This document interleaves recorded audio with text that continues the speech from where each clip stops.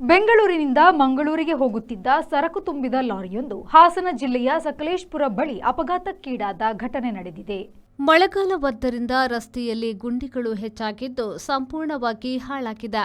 ಆದ್ದರಿಂದ ವಾಹನಗಳು ಓಡಾಡಲು ಕಷ್ಟವಾಗುತ್ತಿದೆ. ಇದೇ ಕಾರಣದಿಂದಾಗಿ ಸರಕು ತುಂಬಿದ ಲಾರಿಯೊಂದು ಮಧ್ಯದಲ್ಲಿಯೇ ಪಲ್ಟಿಯಾಗಿರುವ ಘಟನೆ ಜರುಗಿದೆ. ಅದೃಷ್ಟವಶಾತ್ ಯಾರಿಗೂ ಯಾವುದೇ ಅಪಾಯ ಸಂಭವಿಸಲಿಲ್ಲ. ಲಾರಿ ಚಾಲಕನಿಗೆ ಸಣ್ಣಪುಟ್ಟ ಗಾಯಗಳಾಗಿದ್ದು ಸಕಲೇಶಪುರ ಆಸ್ಪತ್ರೆಯಲ್ಲಿ ಚಿಕಿತ್ಸೆ ನೀಡಲಾಗುತ್ತಿದೆ.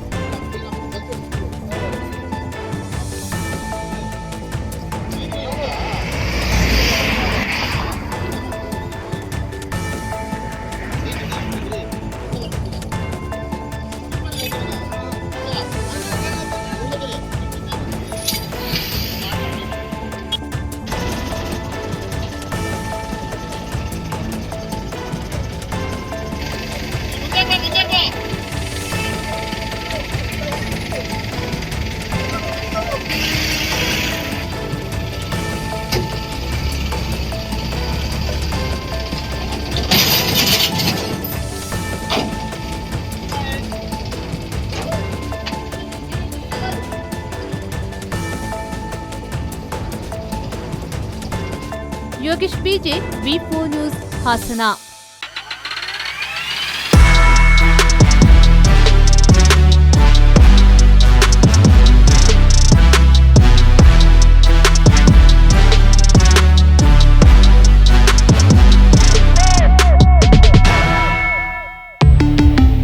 Volkswagen. Volkswagen Mangalore, Airport Road, Yeyadi, Mangalore. Volkswagen.